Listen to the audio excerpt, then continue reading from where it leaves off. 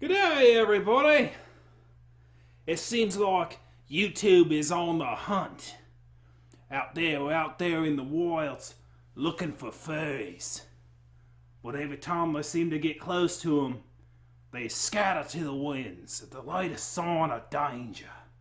Danger, danger, danger. Anyways, terrible Steve Irwin impressions aside, I'm a kangaroo. I can't help it, man. Google made me cry, dang it. In Google, I didn't search make me cry in your search bar. You didn't have to make me cry without searching for it. If I wanted to cry, I'd search for it, man. I'd say, make me cry, and then you'd show a picture of Steve Irwin, and I'd be like, oh, my heart. You're killing me, man. Anyways, enough about that. Let's talk about what we're actually here to talk about this week. So, furries have been sort of petering their way onto YouTube a little bit. I've been on this platform for about 3 years now. 4 years now? 4 years now? Almost 4 years now. Wow! Time flies when you're a boomer. When you're a millennial boomer. But anyways, so what we're here to talk about today is, the mainstream YouTube, or I guess you can call them Class Y celebrities, that have like more than 1 million or so subscribers, or like basically in the mid 10 million range, like 1 to 10 million, have been trying to get in contact with furries, or been trying to bait out the furries, as it were, to acquire more content for their channels. And one of them was h3h3 Productions, who holds about 6.3 million subscribers, was going to bring on one MajiraStrawberry, who I'm sure most of you who are watching this channel are familiar with. MajiraStrawberry is known as a well-known fursuiter on the furry YouTube. There's a lot of other fursuiter YouTubers, as well as MajiraStrawberry, but MajiraStrawberry is probably one of the most well-known. So h3h3 Productions was going to bring him on, and MajiraStrawberry was going to go with the guy from Your Movie Sucks, another YouTube channel, which has a sizable more audience than MajiraStrawberry, and the person for Your Movie Sucks has participated in the furry fandom. They are more known for their takedown of like some very weird movies, and their sort of commentary on that. So they're more of a cinema style thing, even though they have ties with the furry fandom, which I think would have been kind of cool to have, like somebody who's not a fursuiter representing the furry fandom, because fursuiters are in the minority. We're not as common. Like, we're probably about 30% ish, maybe 30% of the fandom has a fursuit or animal costume of some description that they can qualify as a fursuit. So they were going to go on h3h3 Productions. Many furries got a little contentious and about that sort of decision, particularly because of controversy surrounding h3h3 Productions, from basically the transgender, transsexual community. Mostly because of a very tongue-in-cheek joke that he had made, and that was considered particularly outside the pale for their community. We'll go over that in a bit, but basically, at the end of the day, MajiraStrawberry backed out in regards to the furry fandom's take on him going on h3h3 not being a good idea. They advised against it for multiple reasons. There were other furries, obviously, who were disappointed in the decision. Some of them wanted to see him go on in spite of the controversy surrounding h3h3 for that particular joke. So the joke, I didn't even know what the joke was until like this whole thing went down. I didn't even know that there was controversy surrounding h3h3. If you look at h3h3's Twitter feed, there is a lot of self-deprecating humor. regarding his body weight. And it seems like that's sort of a running gag or a running theme on his channel, or on his Twitter feed, I should say. Basically, he's married and has a wife, and his wife is pregnant. And like they were showing, pregnancy pictures, and it had like his beer gut out here, and her gut, and like, he's pushing out his gut, so and he's made like a lot of self-deprecating fat jokes. One of his jokes, sort of in that same style, I feel, given within the context of his Twitter feed, made a statement about him sitting on of him basically. He can't sit on the toilet bowl without his schlong touching the seat, and so he was like really, he was like, man, I'm so frustrated, I just want to chop it off. And obviously, for those who suffer from gender dysmorphia or have very much, suffer from the fact that they're born in the wrong bodies, and they have a sort of contention, hatred of the body that they're born in, that's not something you really joke about. That's not something that, is seen as a laughing matter. It very much highlights a real, issue that they have, within, a real, fight that they have to go through. And, that was brought to, h3h3's attention. It's like, that's, that sort of humor about emasculating yourself and doing that is not cool and stuff like that. And that was brought to his attention, and he doubled down really hard. Like he actually gave himself a feminine name, and then he sort of doubled down, tripled down, instead of like being empathetic. And when you do that in those kind of situations, it tends to go south pretty quick.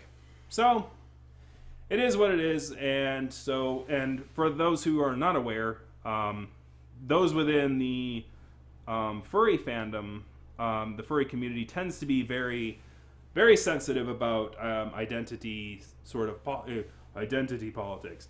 And one of the reasons is because, trying to find oneself and be comfortable with who they are, who they want to be, is a very thing in a difficult world where the world's trying to mold you in a certain way. And, for furry, it's like, well, it seems like those kind of things go in hand. You morph into hey, I'm a kangaroo guy. That's a sort of a morphism of my identity. I'm a kangaroo guy.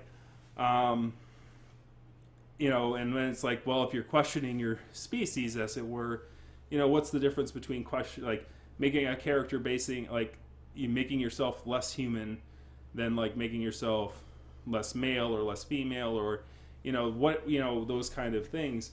And so that sort of eccentric idea sort of passes on to being a very welcoming place where people can explore themselves without being judged too harshly by the world around them. So when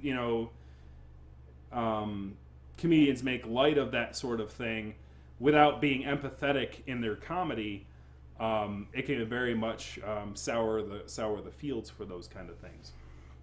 And so h3h3 lost his ability to do that.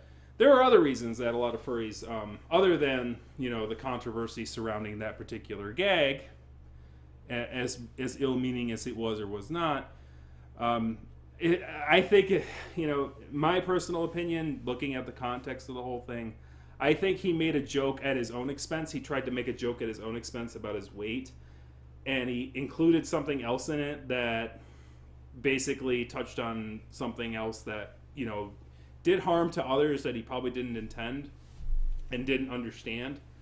And unfortunately, he just never came to terms with it, and instead of, realizing that sort of disconnect, he kind of just doubled down. Explaining a joke and explaining the social political things around a joke, that's not funny. But anyways, so there are other reasons that furries are very skittish about getting on any kind of media, whether it be YouTube media or anything like that. And that is our issue with the media in the 1990s. I wrote a whole article on that, and that you can find that in the description below. And basically it goes over basically what I call sort of a societal form of a like how one group in society could have like had really big contentions with another group in society in generations past, and how those schisms and how those conflicts of the past sort of maintain in the present, because the furry fandom was, taken advantage of and used as a laughingstock of a media in the past. They've been really slow to trust anything in the media. I mean, just recently, as last year, like Lisa Ling made a piece for CNN about furries, which was well received by the furry fandom. But before that, it's like, there's a mixture of like good and bad and things like that. But furries are still very like furries are very, a lot of them are pretty introverted. We like the internet. The premise of getting on television doesn't really appeal to to a good chunk of them, and furries are not very. People say we're naive and we're too trusting, but sometimes we're very not trusting, and we want really particular people going on. Like we are really we're really nervous when another furry decides to go on a television show, and it's like. Because every time you gotta like hold your breath and go, what's gonna happen now? Oh no! It's like a roller coaster ride. It's like I'm gonna click play on this video. I'm gonna hold my breath. Here we go. Is it gonna be bad? Is it gonna be good? I don't know. So that sort of anxiety can in order so someone doesn't have to feel that anxiety before hitting the play button. Sometimes some furries will act in the defensive and say, you don't go on that show, you don't ever go on that show, you don't ever go on TV, you forward that stuff to Kage, and you'll be good, alright? So, basically, the furry has somewhat designated liaisons with the media. Interesting, the Lisa Ling thing that was vetted had Kage on for a very short period of time. You'll see his dorky butt in the science suit. You'll see him in his science suit and talking science, and saying the furry fandom is really just an expressive place where people like to enjoy cartoon animals. I came up with the cartoon animals things. Anthropomorphic is too complicated for stupid people, so I'm going to dumb it down and tell you it's all about cartoon animals. Yay! Because talking dumb will make people smart eventually. That's why we got Donald Trump as president. Oh, baby, I made a mistake. I'm regretting my life choices. Anyways, that bad imitation aside, I'm on a roll with these bad imitations tonight. Anyways, so interestingly enough, and this is where we get into this sort of the second part. So grab a drink of water if you want. The second part here has to do with the reaction of H3H3 Productions after Majira did not decide to come on. They did have a podcast anyway, so basically, both your movie sucks guy and MajiraStrawberry both pulled out. I apologize to the Your Movie Sucks guy, I don't know his name, and I also apologize to the H3H3 Productions crew because I don't know their names either.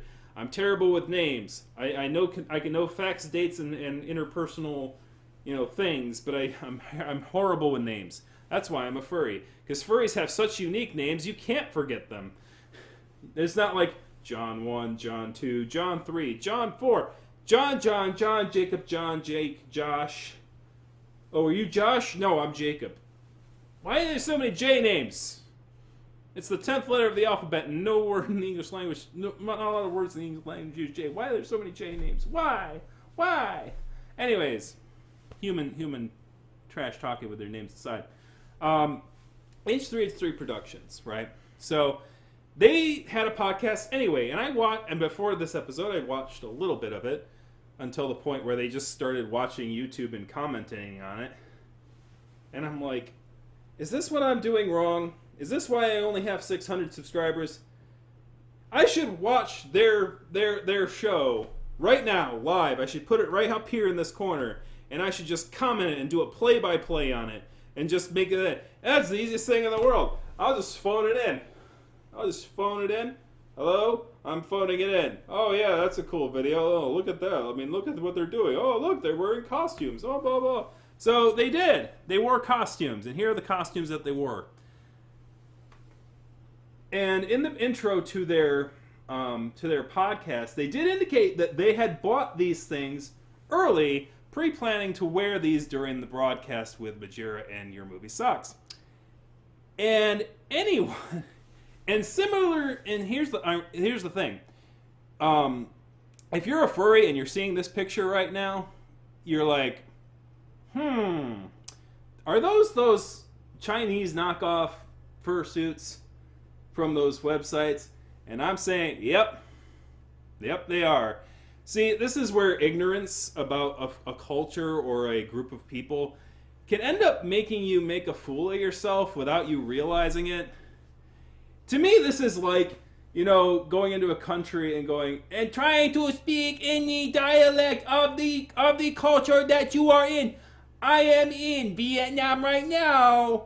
It's like, you don't have to wear those things. You could take it off. You're not a furry. You don't have to do that. That's our thing. And even for furries, it's like if they, I bet you my bottom dollar, like Majira might have showed up in it, and then the Your Movie Sucks guy would be sitting there like,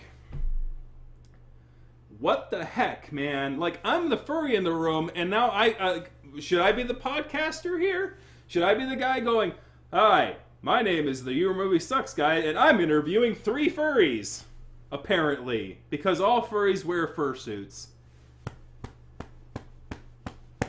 No.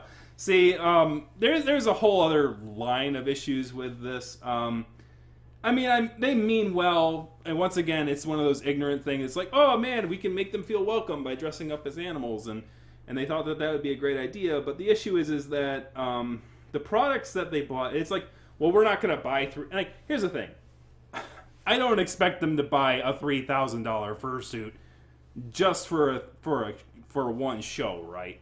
I mean, obviously, that's just an unreasonable expectation.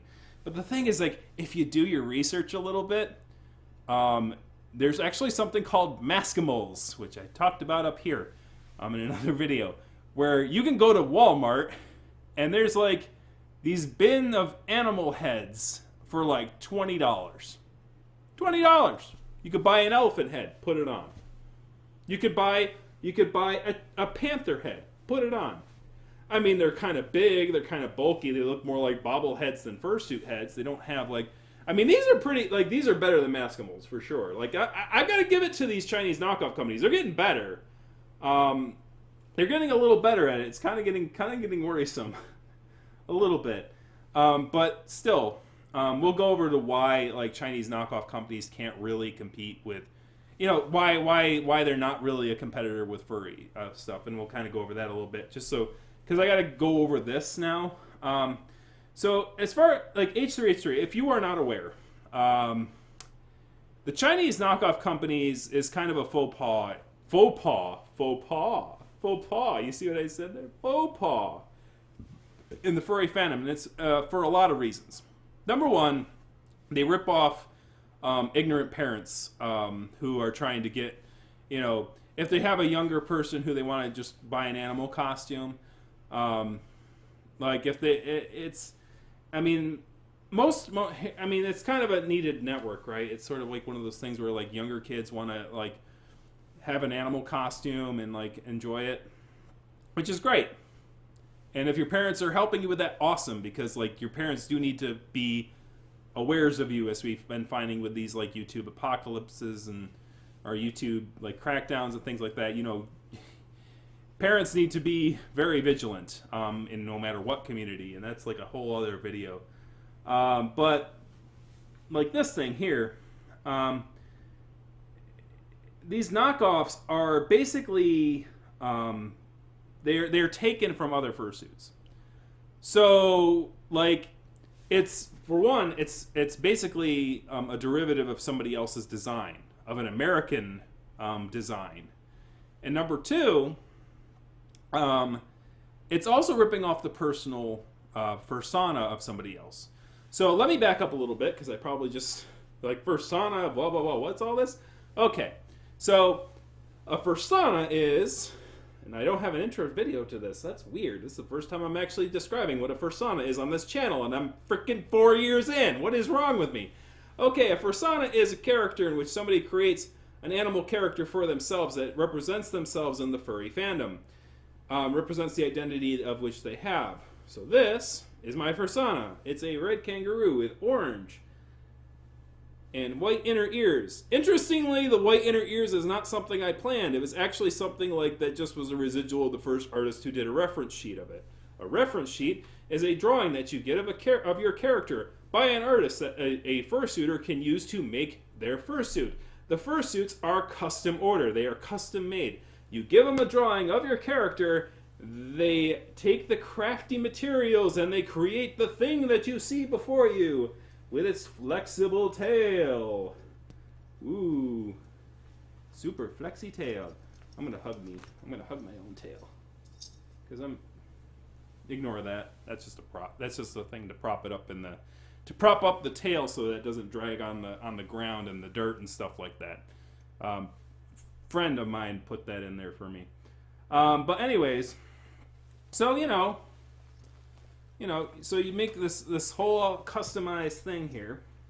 And by the way, like, you bought full fursuits and they're hot. It's like, this one's actually pretty cool, which is why I could talk at it for 30 minutes. Because this is only a head, hands, and a thing. Basically, the suit is an actual suit. So, like, I have more breathability. So, it makes it much easier for me to talk and just, like, do everything else because I don't get hot as quick. Okay? Unlike you guys who couldn't do your whole podcast in that thing, and I feel sorry for the dude because he had to like take it off within 10 minutes. He's like, oh my god, I can't do it, and yeah, it gets very worrisome. That's why it's a bit difficult to do anything too special in the fursuits, if you know what I mean. Anyway, because you gotta have stamina. But anyways, that aside, we're avoiding that topic. Anyways, so the issue here is that, like, this is my character, right? So if some Chinese knockoff company takes my character, I'm not popular enough in the fandom for this to happen yet. It might happen someday. It may happen someday, okay? Not today, but it may happen someday. If my YouTube channel becomes like 100,000 subscribers and, maybe some Chinese knockoff company will go, kangaroo newsman suit for your Halloween costume party. And so you buy that suit and then you wear it, it kind of seems weird. So, for instance, your missus here, for h3h3, your suit is actually a knockoff of this suit from Don't Hug Cacti. So, you know how, and the most ironic part about this is that this suit maker, or the person who wears this fursuit here, or at least this person who was on Twitter with this fursuit tag handle, was actually explaining how you can kind of modify the cheap Walmart Maskimals masks that I was talking about earlier to make them look a little better, to make them look custom, to make them look chic. So, like, if you had followed this fursuiter's advice about how to modify a Maskimal, you could have saved hundreds of dollars on your little stunt. And not only that, but you would have unleashed your creativity side. You would have unleashed the creative side that is about the furry fandom. See, the furry fandom's not about buying a suit and just, like, putting it on. It's not about commercialism. And that's one of the biggest things, is that a lot of the stuff in the furry fandom is handmade from people within the furry fandom. The materials and stuff like that may come from a bunch of places, but they put them together to make the things that we need. To make the fursuits, to make the art, it's all within the community. And so, as a market, that's why it's another thing to be a faux pas on the whole, like, buying a suit and just wearing it and, oh, look, I'm a furry. It's like, it really is an experience. It's really about finding out who you are as a character. I've been in the furry fandom for 10 years now. No, not 10 years. Longer than that. 20 now? Almost 20. Almost 20 years. And for the first 10 years, I didn't have a fursuit. And basically this character that I'm playing right now, I didn't have this fursuit until 2013. I joined the fandom in 2001. So there was a lot of iterations of different characters that I had, and this was my first fursuit as well. And I kind of, it's in essence a discovery that a lot of younger furries might not get to understand either. Like, I was a furry back when, like, it was really faux pas to be a furry. And, like, so I really was slow about it. And I'm still kind of slow about it. As you know, my channel, I don't promote it all that much. So I'm kind of slow about it. And so, what were we talking about? We're talking about, so I had a chance to develop my character. Like, I was a wolf to start with, and then I became a kangaroo, which was just normal colored, and then I was a black colored kangaroo, and now I'm a red and orange kangaroo, and I stuck with that red and orange color for a few years, and then finally I was like, you know what, I'm going to get a fursuit, and I'm going to ask somebody I know to make one for me, and I'll pay them to do it, and they did it for me. And fursuits are not easy to acquire, custom made like this. Like, you either got to know a well-known fursuit maker, or you got to know somebody who's crafty, that isn't that well known. And lucky for me, I knew somebody who's very crafty, and she is not very well known, but I know her very well, and was able to purchase a fursuit from her, and it's been with me, and it's probably it's awesome, and it's probably one of the greatest bought gifts I ever got. For sure. And it's like, oh, it's expensive, sure, but I've gotten more use out of it than any video game system. Like, are you kidding me? Like, I've gotten more use out of it than I've gotten out of my Switch, for sure. And it's like, is it worth it? Absolutely. To see the world in a different perspective. And to bring, like, oh man, this is this cool character walking around. But anyway, so yeah, I mean, I think the biggest analogy, as why this is like this, it's like why would it be so weird that I'm like wearing a different representation of that? I think it would be like if what would happen. To if let's say h3h3, I were to go to China, right? Or sorry, not go to China. I did get a passport, but I'm not going that far. Basically, what would happen, like if China decided to make some knockoffs of not fursuits, but not just of fursuits, but like of YouTubers, like those masks of the presidents, those Nixon masks and those Reagan masks and those Bill Clinton masks and those George H.W. Bush masks. Those things, those presidential masks that you wear, and they're kind of like parody masks. They have these weird facial expressions and they're very plastic. Could you imagine if, like, China decided to do that with, like, YouTube celebrities? And then, like, I as a furry, I'm like, I should bring on a YouTube celebrity. Let's find out what all these YouTube celebrities are all about. And then I before my YouTube celebrity friend comes on, I go and I buy like an h3h3 mask, and it has like mechanical eyebrows, right? And it goes like it does the eyebrow thing with animatronical eyebrow things going on, like that. And if I try, I can like do like little thing and make me look really, and then I'm like, hey, how are you doing? Like, hello, how are you doing, fellow YouTuber? How are you? So, in my personal opinion, it's like, if you had worn those things on that podcast to make, Majira go, oh man, I missed out because these guys actually got me. and they actually got the furry fandom, and I would have felt welcome, and it would have been chummy. Like, I don't think so. It would have been kind of like very awkward. It would have been like, oh, okay. Because here's the thing, like one of these two characters, like these people might be Majira's friends. I don't know who he has personal relations with him, as far as like friendships and things in the fandom. But this could very well be like Majira's friend, and now he's looking at like the Chinese ripoff of their friends. You wearing their friend's skin on their face, and it's like, oh my gosh, what's going on? I don't know what's going on. It's kind of weird. But the thing is, like, Majira himself, the one that you guys were gonna interview, for sure has dealt with these kind of, knockoff companies knocking off his fursuit.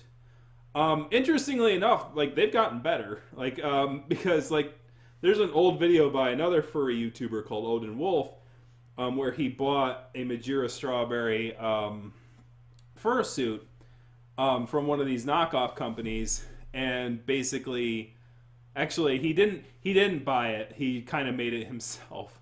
He pretended to buy the MajiraStrawberry knockoff thing, but then he made it himself, and he made like a silly little knockoff thing.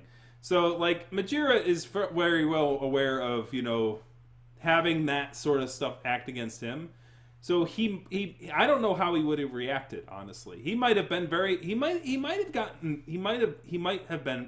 might have possibly been very insulted. I don't know. He's a very easygoing dude, but I think it would have been like the first thing in his mind as soon as he saw you two like that would have probably been, I've made a mistake. I've made a mistake. I've made a mistake. I've made a mistake. Because it is faux pas to kind of like give economic money to those companies, because it's seen as like, because like it's literally like America, you know what I mean? This don't hug cacti thing, this don't hug cacti suit that was the inspiration for the knockoff that the missus bought on the H3h3 productions. This is made in America. This is from Arizona. That's why they call themselves Don't Hug Cacti, because this fursuit company is based in Arizona. And basically it's like if you went into a shop, right, that had like made in America stuff, and you brought in like, hey, look at this trinket, it looks just like yours. Yeah, well, that's made in China. We like stuff that made in America. You know what I mean? It's sort of like that. Like, there's a pride to it, right? There's a pride. It's made in the furry fandom by furries. Yeah. It's homemade. It's homegrown. And there is... Now, here's the thing. Fursuits are not only made in America. Fursuits are made all over the place. And they all have their own distinct styles. There's very much Eastern. There's Eastern fursuit. Like, they're very much like... Fursuiters that are in Japan. Like, they have very interesting designs. There are costume designers in China who make legitimate costumes. I don't think the furry fandom's as huge there. Unfortunately, there was a, but there are, they do have convention scenes. Like, they did try to do convention scenes out there. There's a article in the description below about the whole Chinese convention I've mentioned before on this channel. As I said, it's still probably one of the most interesting articles that I had turned in for Flair at my tenure here. But at the end of the day, as far as like that goes, I think H3h3, I don't have any hard feelings toward them. They don't have any hard feelings towards losing their guest spot. But in my mind, my final kind of say on it is, as far as the world goes, I think the interview or bringing on guests or interviewing people, it sort of does have its own mystique in its place, but I think that less and less we need to talk to each other. Like, if you really wanted to go find out what furries, like, well, what is a furry? What is this furry thing all about? There are literally a dime a dozen videos out there on multiple YouTube furry YouTuber channels about what is a furry, what is a furry, what is a furry, what is a furry, what is a furry, what isn't a furry, what is a furry. And my answer to that is, what is an American? Right? Right. You're getting it, right?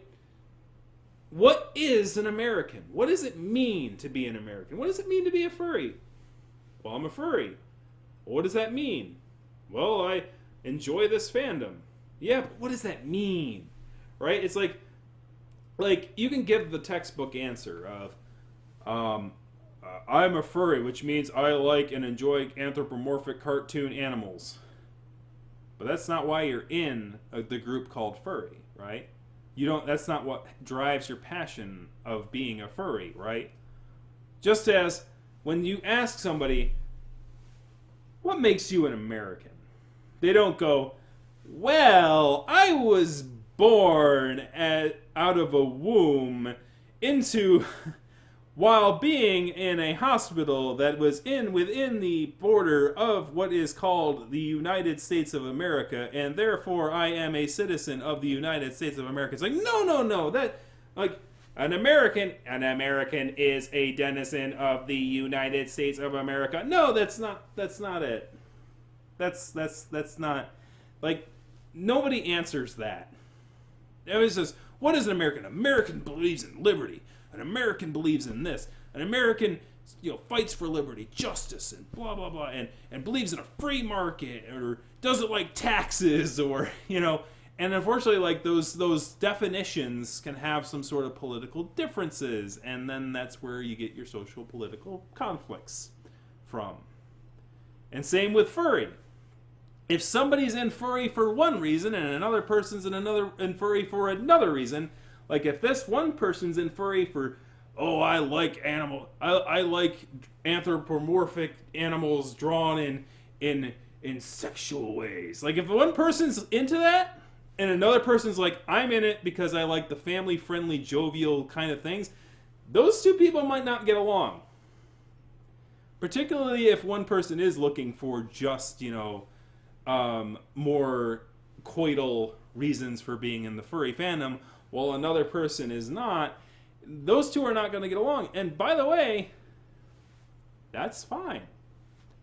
Because the furry fandom is big enough where people don't have to interact with everybody in the furry fandom. The furry fandom is big enough now where somebody can go off into their own group and do their own thing, while another person can go off into their own group and form these assemblies of different furries that are into furry for different reasons.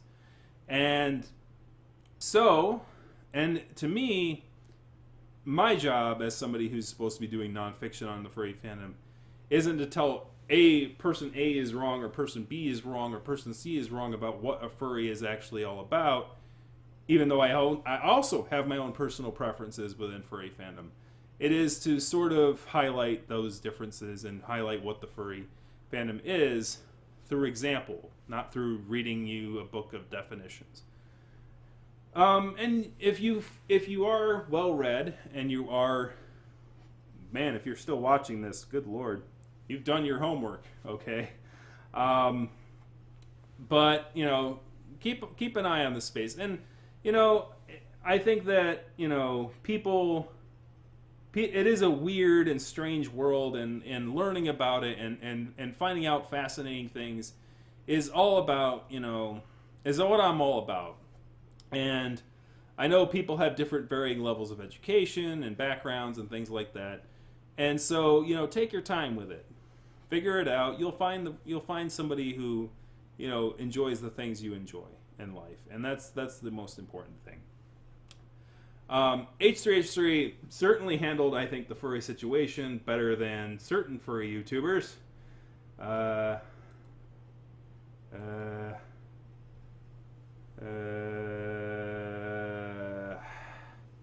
I've gone on way too long. Next time, maybe. Next time. Go away. Go away. Go away. Maybe next time we'll talk about the Keemstar situation. Anyways, thank you very much for watching. I'm going to get the hop out of here. Thank you very much for your time. Kick that like, kick the subscribe button, kick a comment in the comment section if it exists. I don't know, man. I don't know if I'm going to be able to have a comment section. You guys aren't trustworthy. You guys are trustworthy to have a conversation. But those guys over there, those guys I don't trust with the comment section. But there's no... Luckily, I'm in a fursuit and I'm just wearing a suit. I can't be... You're going to timestamp me with some weird position or anything. There's like, ooh, look at this position. This position's good. Timestamp. Anyways, I'm going to get the hop out of here. Thank you very much for watching. Have a good one.